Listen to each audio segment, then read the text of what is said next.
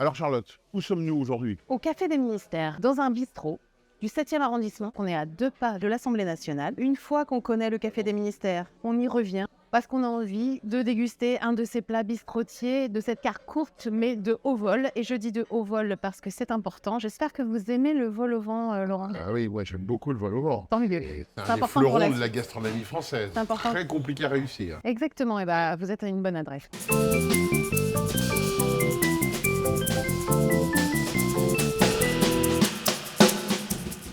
Vous avez ici une terrine de boudin noir. Il est fondant en bouche, il est impeccable. Là, vous avez quelque chose qui est un peu moins courant dans les brasseries, mais du poulpe avec du chorizo. C'est chaud, c'est une casserole chaude, c'est juste grillé avec un petit peu de tomate et du concentré. C'est juste lié avec le chorizo, c'est fantastique aussi. Et là, de saison, l'artichaut. Il va y avoir une petite surprise tout à l'heure, je vais vous laisser l'ouvrir, je crois. Ah bon? Ouais.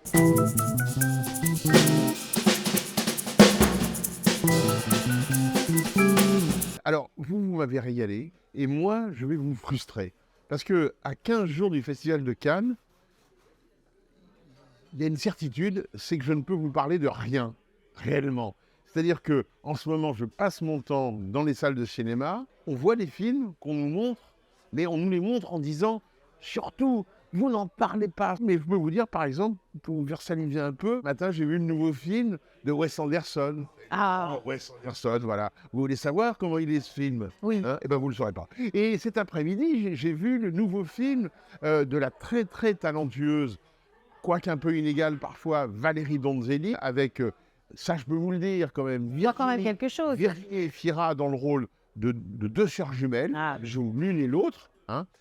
Et puis en face d'elles, elles ont l'excellent Melville Poupeau, ce qui me met les papilles en éveil, comme ici, c'est de savoir qu'on va voir le nouveau film de Nanni Moretti, le nouveau film de Marco Bellocchio, deux nouveaux films de Wim Wenders, et puis des films aussi de gens dont c'est le premier film. Donc Cannes, c'est tout ça, mais effectivement, on est dans ce moment très particulier où on voit des choses et on n'en parle pas.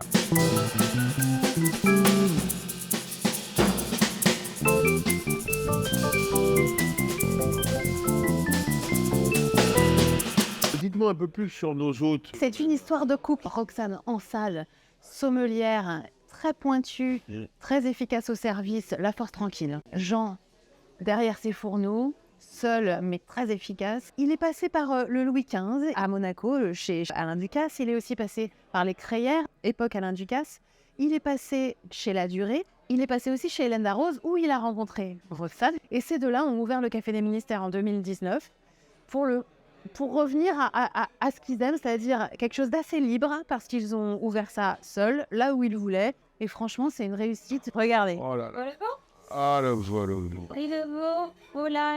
Oh là. Oh là. Voilà. Alors, c'est pour ça que je vous demandais si vous aimiez le vol au vent. Ben oui, j'adore. Laurent, regardez-moi ça. Effectivement, c'est architectural. Ouais, c'est magnifique. Et c'était assez fort de la part de Jean de s'attaquer à cette espèce de monument de la gastronomie et du patrimoine français. Eh bien là, lui, Jean, ils l'ont fait. Cette espèce de puits de richesse saisonnière en plus, c'est-à-dire que vous avez des asperges au printemps, de la truffe en hiver, vous avez du homard si vous le voulez de façon totalement classique. Voilà, c'est une institution, c'est le meilleur vol au vent moi que j'ai pu manger tout court. Là, vous avez donc ce chou farci d'anthologie. Le chou est intégré à la farce. Il n'y a pas de différence. Il est caramélisé, il baigne un peu dans son jus. Et là, cette tête de veau, donc, dans les règles de l'art, avec la sauce gribiche qui va arriver. Ouais. Écoutez, c'est du bistrot. On est dans le cœur du bistrot. On est le cœur dans ce qu'on aime et dans comme il faut que ce soit. Avec beaucoup de générosité. Ça déborde et c'est ce qu'on aime. Ah, c'est gentil. Je voulais vous signaler, Laurent, que là, on a très bien mangé, c'était fantastique. Merveilleux, merveilleux. Si vous voulez revenir et goûter autre chose d'assez exceptionnel, C'est parfait. vous pouvez précommander 72 heures à l'avance un bœuf Wellington. À quoi? Un bœuf Wellington. Qu'est-ce que C'est un bœuf en croûte avec une duxelle de champignons liée aux épinards, avec un peu de truffe. Un peu. Je dis un peu. Chez Jean, c'est jamais un peu. En plus, il a la bonne idée de le servir avec du foie gras poêlé par-dessus. Franchement, Si vous êtes plusieurs à table, c'est exceptionnel. Ça vaut noté. vraiment le détour. Voilà. Mais alors, qu'est-ce que je vois, moi? Que je vois, moi? J'ai envie d'aller au cinéma. Je vous conseille d'aller voir un film en 2 parties et au total, c'est 4h30 de cinéma. Mais oui, mais bien sûr, mais regardez le chou qu'on a mangé, il est opulent. Et ben le film que je vous propose de voir, il est opulent. Alors c'est un film argentin qui s'appelle Trenquelauquen. C'est le nom du village situé à peu près 400 km de Buenos Aires où les choses vont se passer pendant ces 4h30 de cinéma. Le point de départ, c'est un point de départ très cinématographique parce qu'il a déjà été exploré, exploité, visité. C'est une femme disparaît. Elle s'appelle Laura. Et elle disparaît. Laura está perdida, su familia preocupada. No hay nadie más que nosotros dos para encontrarla. Hola. ¿Laura? Sí, Laura. ¿Sabes dónde vamos? Porque yo no tengo idea. Claramente Laura estuvo en el pueblo. La señora dice que la vio. Yo conozco una versión de Laura. Vos estás haciendo un relevamiento por la zona, ¿no? De Flores. Vos conoces otra. Hice un descubrimiento. Encontré una correspondencia oculta en libros que fui sacando de la biblioteca. ¿Una carta de amor? Sí. Carmen Zuna. El misterio es ella. Une femme disparaît, vous savez, c'est un motif que Hitchcock ou Antonioni ou un certain David Lynch, alors là, Laura disparaissait complètement, mais la disparition de Laura, dans l'histoire du cinéma, il y a même un film d'Otto Preminger avec Jane Tierney qui s'appelle Laura, qui est magnifique, et où effectivement, il y a une disparition aussi. Et la cinéaste argentine, Laura Cintarella, comme son héroïne, se saisit de ce motif-là pour le triturer. Dans la première partie, on part à la recherche de Laura avec son amant, son ancien amant. Il y a des pistes croisées, il y a une correspondance. Tout ça est très, très foisonnant. Et dans la seconde partie, il y aura une vraie rupture parce que c'est un cinéma qui refuse de parler tout le temps la même chose, qui refuse de broder les mêmes motifs.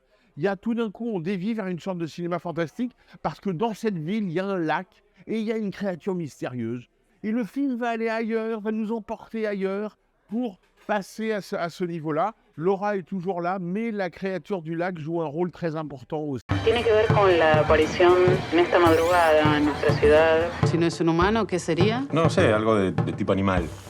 Decidí tomar el caso de la laguna y definir qué hacer con ese hallazgo. ¿Es la mochila de Laura?